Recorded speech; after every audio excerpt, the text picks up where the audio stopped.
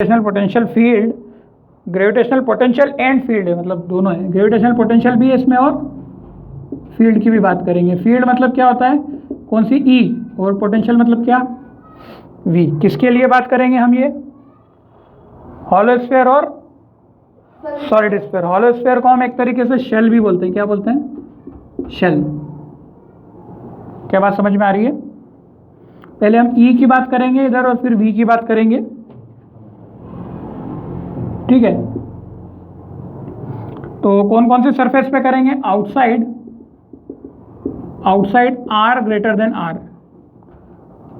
देखो ये आपका स्फीयर है, ठीक है, और ये कुछ आर है, और ये कैपिटल आर हमेशा अपन क्या लेते हैं, रेडियस। आउटसाइड का मतलब क्या होता है कि आप रेडियस से कहाँ चले गए, बाहर चले गए। रेडियस से बाहर चले गए मतलब जो आर का वैल्यू है वो रेडियस से ज़्यादा। नहीं समझ में आया? सरफेस का मतलब क्या होगा, सरफेस का मतलब आर का वैल्यू क्या होगा, आर के बराबर। आर की वैल्यू किसके बराबर, आर के बराबर। और इनसाइड, इनसाइड का मतलब बताओ क्या होगा, इनसाइड का मतलब आर का वैल्यू क्या होगा, किससे छोटा, लेस देन आर से, लेस देन। हाँ, जीरो से आर बोल दो, वो भी बोलना सही था आपका, पर अभी अपन आर के टर्म में देखेंगे तो ये ठीक है। अपन सबसे पहले किसकी बात करेंगे, इलेक्ट्रिक पोटेंशियल की। किसकी बात करेंगे, ग्रेविटेशन पोटेंशियल, ई। इसका फॉर्मूला क्या होता है, minus G M by R square. क्या होता है, G M by R with minus sign, ठीक है। मतलब ये समझ रहे हो, जितना जितना आर दूरी पर हो उतना उतना सीधे आर रखोगे इसमें। इलेक्ट्रिक फील्ड में आर का स्क्वायर है, फिर R is equal to R रख लोगे तो ये वैल्यू क्या मिलेगी, माइनस जी एम अपॉन। नहीं आया समझ में, नहीं आया, ठीक है। आर क्या है, सेंटर से लेके वहां तक की दूरी, और ये वैल्यू कितनी होती है इसके लिए, इनसाइड के लिए 0, ठीक है। नहीं आया। फिर पोटेंशियल की बात करें वी की, ये कितना होता है, minus G M by R. इन सब के डेरिवेशन होते हैं, पता है 12th में आपको इलेक्ट्रिक में मिलेंगे, एक एक लाइन की। अभी तो नहीं कराया, अभी एनसीईआरटी में नहीं दिए तो मैंने भी नहीं कराया। जी एम बाय आर, और यहाँ भी कितना होता है, minus G M by R. नहीं समझे? मतलब अंदर पोटेंशियल कितना होता है, अंदर जो सरफेस है, सरफेस पे और सरफेस के अंदर कौन सा potential, gravitational potential minus G M by R होता है। आप सरफेस के अंदर भी जाते हो तो भी कितना होता है वो, कैपिटल आर, ठीक है, दोनों सेम रहते हैं। फिर सॉलिड की बात कर लें, सॉलिड स्फीयर में, सॉलिड स्फीयर में ई का वैल्यू होता है कितना, same, minus G M upon R square. इसका भी वैल्यू होता है minus G M upon R square, उसका वैल्यू होता है minus G M R upon में आर क्यूब। सॉलिड में, सॉलिड और हॉलो में डिफरेंस तो पता है ना, है ना, बीच में से खोखला, और सॉलिड पूरा भरा हुआ, ठीक है। वी का फॉर्मूला होता है minus G M by R, इसका minus G M by capital R, और उसका फॉर्मूला होता है minus G M upon R cube 3 R square by 2 minus 1 by 2 R square.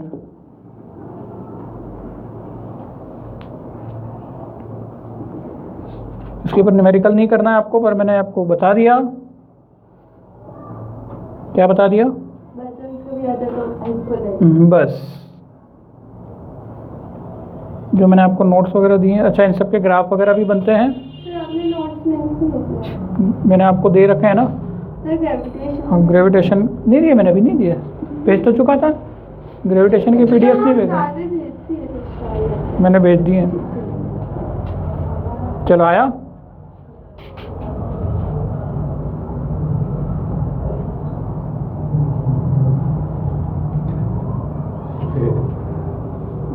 Clear हुआ, मिटा दें।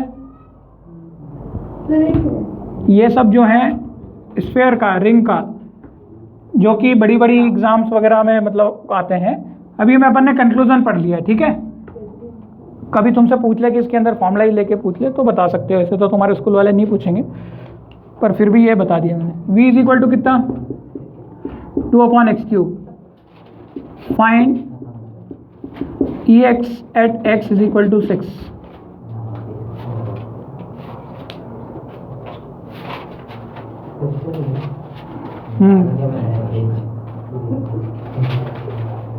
क्या हुआ, अभी आधी घंटे क्लास बची है, पेज तो चाहिए ना तेरे को, कहाँ लिखेगा? नहीं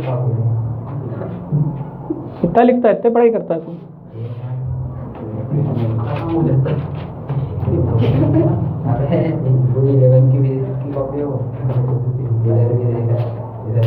पढ़ता भी है कि नहीं कभी? ये एडियाबेटिक प्रोसेस, एडियाबेटिक अभी स्कूल में बताया होगा, ये तो आएगा तुमको अभी थर्मोडायनामिक्स में। अच्छा, इंटीग्रेशन है उसमें, इसीलिए तेरे को आ गया होगा वो, क्योंकि फॉर्मूला तेरे को पता था।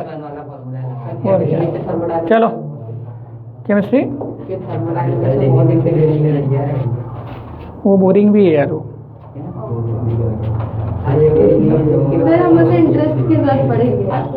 चलो देखो, ex निकालना है, केवल x का ही निकालना है, yz नहीं दिया है। yz क्योंकि एक्सप्रेशन में ही नहीं दिया है। फॉर्मूला क्या होता है ex का पता है, d vx बाय क्या था, dr था ना, dv बाय dr था। अब यहाँ पे r क्या है, विथ रिस्पेक्ट टू x है, तो dv बाय, नहीं मैंने x रखा था कि नहीं है, dv बाय dx। ex का फॉर्मूला क्या रखा था, माइनस dv बाय dx रखा था ना, यही लिखा है ना। ये 3 फॉर्मूला लिखे थे कि नहीं? ये r तो नहीं, r की जगह x y z ही रखे हैं ना तुमने फॉर्मूले में, है ना? हाँ ठीक है। चलो dv v कितना है, 2x की पावर 2/x क्यूब का इंटीग्रेशन, सॉरी क्या करना है, डिफरेंशिएशन, और x इक्वल टू 6 पुट करना है, बस कुछ भी नहीं करना है। अब इसका इंटीग्रेशन नहीं, सॉरी डिफरेंशिएशन कैसे होगा? अब 1/x की पावर 3 है, तो ऊपर जाके क्या होगा, पहले तो 2 इंटू एक्स की पावर -3, इसको x की पावर n का फॉर्म बनाओ पहले, क्योंकि हमें पता है फॉर्मूला किसका होता है, dy dx ऑफ x का फॉर्मूला होता है x की पावर n का क्या होता है, n x की पावर n माइनस 1, ठीक है। ये किसका फॉर्मूला होता है, x की पावर n का। अपन यहाँ पर नहीं लगा सकते क्योंकि 1/x की पावर n है, तो आपको क्या करना पड़ेगा, सबसे पहले उसको तो ऊपर रखना पड़ेगा। क्या डिवाइड का कोई होता नहीं है, डिफरेंशिएशन का बताया था, 1 को आप x की पावर -n कर लेना, और क्या है वो, डिवाइड का कौन याद रखता है यार, होगा बता दिया होगा। जैसे 1/x की पावर क्यूब है, तो ऊपर जाके माइनस का क्यूब हो गया ना, अब तो ये हो गया, अब x की पावर n का लगा दोगे, और क्या अब तो कितना होगा, v इज इक्वल टू 2 की जगह 2, x की पावर -3 का क्या होगा डिफरेंशिएशन, -3 x की पावर -3 -1, नहीं आया, तो ये -6 x की पावर -4, नहीं आया, x की जगह क्या रख दो, निकाल लोगे। अच्छा, x की पावर -4 का मतलब क्या हो जाता है, -6 अपॉन में x की पावर 4, क्या क्लियर होता है? नहीं होता है। कोई पावर अगर ऊपर नेगेटिव होती है तो नीचे जाके पॉजिटिव हो जाती है, इतना कोई टीचर बताता नहीं है, सब करते जाते हैं, तो फिर भी मानो कि मैं बता रहा हूँ तुमको। x की पावर 4, x कितना, 6 की पावर 3। अब इसको काट पीट करके सॉल्व कर लेना, जो भी आंसर आएगा, ठीक है। नहीं आया सर एक बार वो v 2 into में ब्रैकेट में -3, ये इंटीग्रेशन, ये डिफरेंशिएशन किया है। फॉर्मूला क्या लगाया, देख x की पावर n, n कितना है, तो यहाँ क्या चिपकाया, -3, x की जगह क्या लिखा, x -3 -1, फॉर्मेटिंग होता है बस, क्या है फॉर्मूले में वैल्यू चिपका दो, ऐसा कैसा, बाकी 2 ऐसा पड़ा हुआ है अपनी जगह, 2 का तो 2 का डिफरेंशिएशन होता नहीं, 6 की पावर -4, हाँ सॉरी, मैंने काटने के बाद यहाँ एक कट जाएगा ना, 1 6 कट जाएगा ना पुट करने के बाद, ठीक है 1 6 आ रहा है। हाँ ठीक। क्लियर है? अरे वो मैंने अंदर ही अंदर लगा दिए एक्सपोनेंशियल के रूल, तुमको समझ नहीं आया होगा। आ गया? चलो ठीक है, समझ में आ गया तो अच्छी बात है। क्योंकि अब क्या है, 12th में जैसे जैसे पहुंचोगे ना, जैसे जैसे इक्वेशन लिखी, हाँ मैथ्स तो समझ में आ गया, मैथ्स में क्या का लफड़ा करना, फिजिक्स समझो। क्योंकि ये तुम आगे बहुत मतलब चीज़ें अगर ऐसी आदत डालोगे कि अभी यही समझने में दिक्कत आ रही है, तो फिर क्या है कि अपन नहीं कर पाएंगे। कई बार मैं इसीलिए तुम्हें कोशिश ऐसी करवाता हूँ कि तुम्हारा दिमाग ऐसा बना दूँ, क्योंकि जैसा जैसा मैं सिखाऊंगा वैसा वैसा तुम सीखोगे, सीधी सी बात है। ठीक है? नहीं तो टीचर क्या करते, इतना कोई वो नहीं करते, वो सब बोल देते हैं ये कर करके कैसे आ रहा है क्या आ रहा है, तुम भी लोड नहीं लेते ऑनलाइन में, तो पता ही नहीं चलता कहाँ से क्या आ रहा है।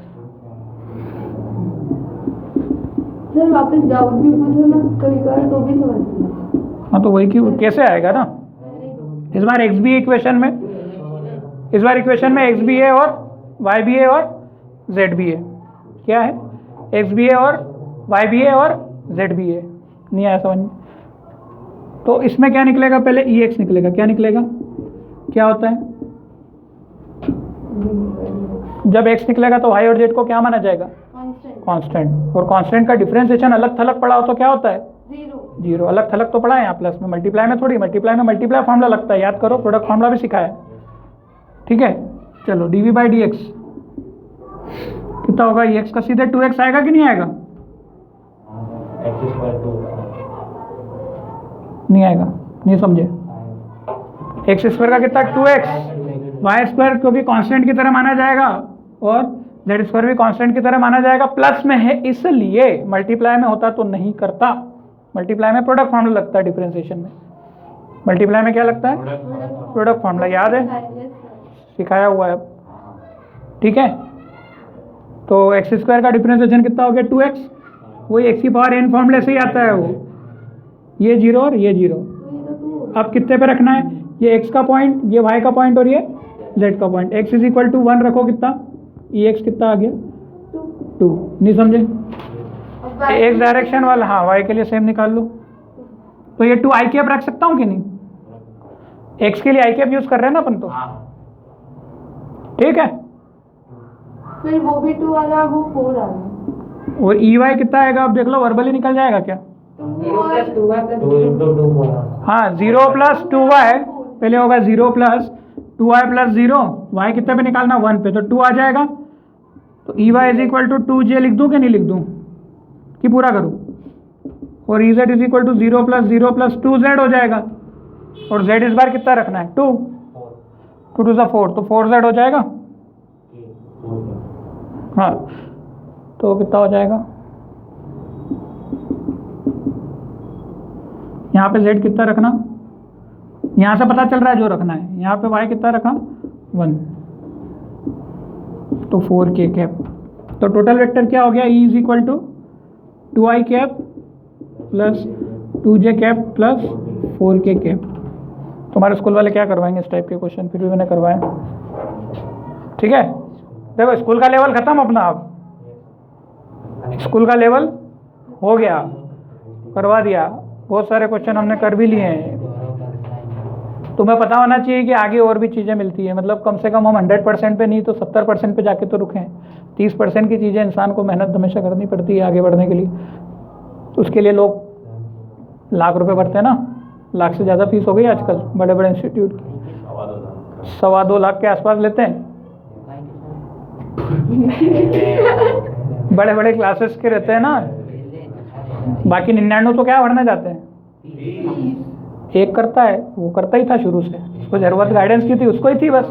99 तो फीस भरने ही जाएंगे, यही तो बिजनेस है। एक का फोटो लगाओ, 99 को जाल में फंसाओ। ठीक है, बाकी फीस भरते हैं। बेचारा जो है वो इंसान कैसे काम करके लाता ही है, उसको पता है कि यार बच्चा जो, अच्छा एजुकेशन ऐसा सिस्टम है कि पेरेंट्स को भी पता है कि यार बच्चा पढ़ लिख लेगा, और वो सही भी बात है। आप देखो, अगर पढ़ लिख लोगे तो सीधी सी बात है कि एक मुकाम पे पहुंच जाओगे तो जो पैसा लगाया है वो सब क्या हो जाएगा? रिकवर हो जाएगा। पर अब तुम पढ़ के भी वहीं जा रहे हो जहाँ पर वो बच्चा 2 लाख 2.25 लाख खर्च करके लाया। सबसे पहली चीज़ तो जेब में होना चाहिए तुम्हारे पास। ठीक है, आज अपने पास उतने ही पैसे की व्यवस्था नहीं हो रही है तो वो कहाँ से कर लोगे? समस्या तो ये है ना। क्या करेंगे? अच्छी तरीके तो यहाँ पे बस कुल मिला के यही चीज़ होती है कि किस तरीके से आप अपने आप को प्रिपेयर करते हो, वो डिपेंड करता है। ठीक है, चलो अब एक क्वेश्चन और कर लो। v is equal to X square Y square Z Q 1 1 1 पे निकाल। तो आजकल इतना गर्मी में क्यों रहता है यार?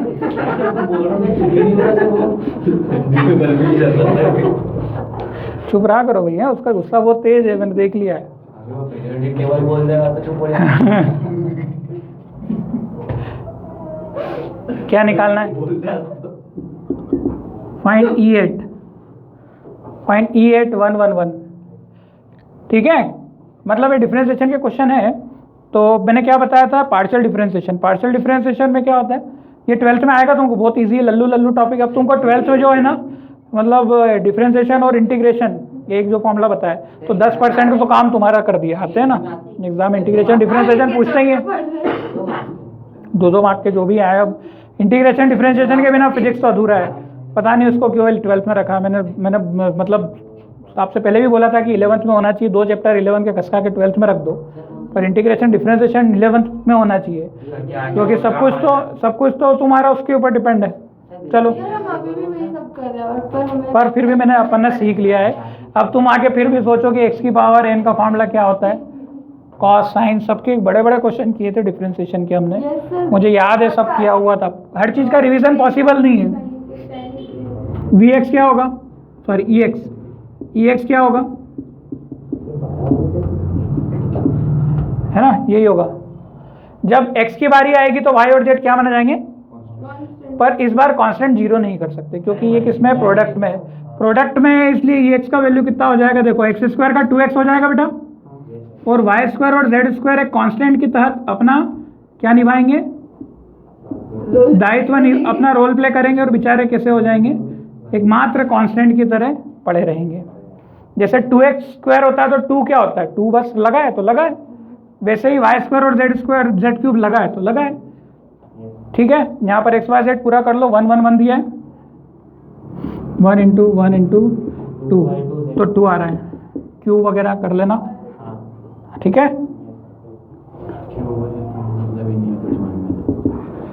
तुम पूछना मत कैसे आया है, नहीं तो मैं घुमा के मार दूंगा। वाई स्क्वायर मतलब 1 का स्क्वायर, जेड क्यूब मतलब 1 का क्यूब, और ये नहीं आएगा तो बता भी दूंगा, देखो ऐसा नहीं है।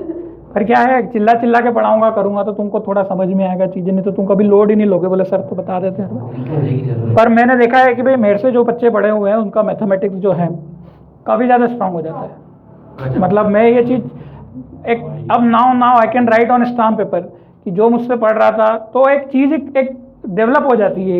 एक मैथमेटिकल जो नहीं था पहले, वो सोचता है कि यार हम पहले तो नहीं आता था, but now I can do it. तो नाउ वाली चीज़ है, अब मैं करने लगा हूँ, तो दैट इज़ द थिंग। कुछ चीज़ें आप यूँ भी नहीं कर पाते हो, पर तुमको जब तुम खुद से करोगे तो तुम्हें समझ में आएगा कि ऐसा करेंगे। कई बार क्या होता है कि लिंक नहीं मिलती है, हम जो सोचते हैं और आप जो सोच रहे हो, मैं जो सोच रहा हूँ, वो नहीं हो पाता है, इसलिए नहीं हो पाता। अदरवाइज तुम अगर करोगे तो कर लोगे। चलो ई वाई Z बता दो,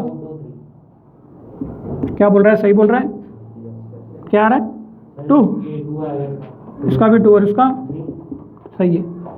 मतलब ये आई कैप, ये जे कैप, नहीं आया समझ में, तेरा भी आ गया आंसर, प्लस कर लोगे, चलो ठीक है।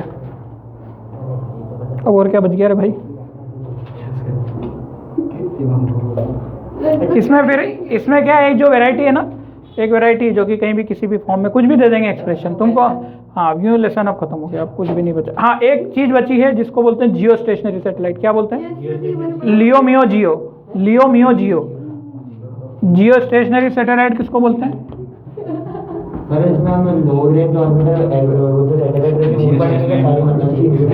लिमिट्स, इसकी लिमिट्स में तुम्हें दे रहा हूँ होमवर्क। मतलब ये पूरा ही, ये तुमको जियो सिंक्रोनस सैटेलाइट जो है, अच्छा जियो स्टेशनरी और जियो सिंक्रोनस टाइप्स ऑफ सैटेलाइट, हाँ ये तुम्हें होमवर्क दे रहा हूँ।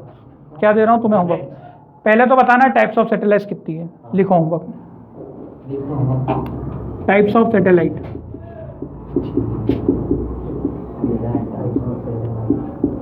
ठीक है, सैटेलाइट किसको बोलते हैं आपको सभी को पता है, ठीक है, जो पृथ्वी के अराउंड घूमती है, ठीक है। सैटेलाइट यूँ दो टाइप की होती है, एक जियो स्टेशनरी और एक जियो सिंक्रोनस। तो आपको दोनों में डिफरेंस भी बताना है। जियो स्टेशनरी वर्सेस जियो सिंक्रोनस, इन दोनों में भी डिफरेंस पता करना है। पोलर भी, पोलर सैटेलाइट क्या होती थी देखो, इक्वेटोरियल सैटेलाइट क्या होती है, इक्वेटर पे चलती है ऐसे। पोलर सैटेलाइट कैसे चलेगी, जियो सिंक्रोनस जैसी है ये, जो पोलर जियो सिंक्रोनस कोई बोलते हैं उसको, पोल्स पर चलेगी वो। अभी तुम पढ़ना तो सही, मैंने इसके बारे में नहीं पढ़ा रहा हूँ मैं, जियो मियो लियो पढ़ लोगे, ठीक है। क्योंकि ये 100% तुमको तो आएगा सैटेलाइट के बारे में, टाइप्स ऑफ सैटेलाइट, लियो जियो मियो, है ना। हाँ, इसीलिए मैं तुमको दे रहा हूँ ये, और इसके डेरिवेशन सारे कर चुके हैं अपन, डेरिवेशन सारे, टाइम पीरियड स्पीड वगैरह बता चुका हूँ। अब ये साढ़े से टॉपिक भी बताऊंगा तो फिर क्या है कि अब क्या बचा, फिर थोड़ा सा तो कुछ करो। इसमें टाइप्स ऑफ सैटेलाइट में तुम लियो पढ़ोगे, मियो पढ़ोगे और जियो पढ़ोगे, है ना, याद है, सुना है तुमने नाम। लोअर अर्थ ऑर्बिट, इसकी रेडियस होती है कि अर्थ से इतने में घूमेगी ये। मीडियम अर्थ ऑर्बिट थोड़े से ऊंचाई पे घूमती है। और जियो, जी मतलब क्या है, जियो सिंक्रोनस, जियो स्टेशनरी और ज़्यादा ऊपर घूमती है, ठीक है ना। तो ये जो भी फुल फॉर्म है, मैं भूल जाता हूँ कई बार इसका फुल फॉर्म, जी का जो भी आ रहा है। आप तो कुछ ज़्यादा ही आप भूल रहे थे। हाँ वही, आज मैं थोड़ा टायर्ड भी हो गया हूँ, थक गया हूँ इसीलिए, ठीक है। तो अभी मतलब वो नाम चैप्टर वो इलेक्ट्रिक चल रहा है ना दिमाग में, और ये बस चल, क्योंकि ये दोनों सेम चीज़ है, नाम बदल रहे हैं, बाकी वो मास की जगह चार्ज की जगह मास, वो लफड़ा पड़ता है। खैर ये तुम छोटा सा मैंने तुमको दिया है, तुम इसके बारे में पढ़ लेना। 100% एक क्वेश्चन 2 क्वेश्चन बनता है, आपको भी आएगा, मैं बता नहीं रहा हूँ, मतलब थोड़ा सा मुझे भी रीड करना है इसमें क्या क्या रेंज वगैरह होता है, तो इसीलिए मैंने आपको दे दिया है, पढ़ लेना। अब इसमें कुछ मैथमेटिकल कुछ भी नहीं, मैथमेटिकल सब बता दिया मैंने। अब वो ये बताएगा कि ये 24 घंटे में चक्कर लगाती है, ये इतने में लगाती है, सबके टाइम अलग अलग होते हैं घूमने के, ठीक है कुछ, ठीक है। तो ये स्टार्ट, ये वाला चैप्टर अपना ग्रेविटेशन वाला ख़त्म हो गया।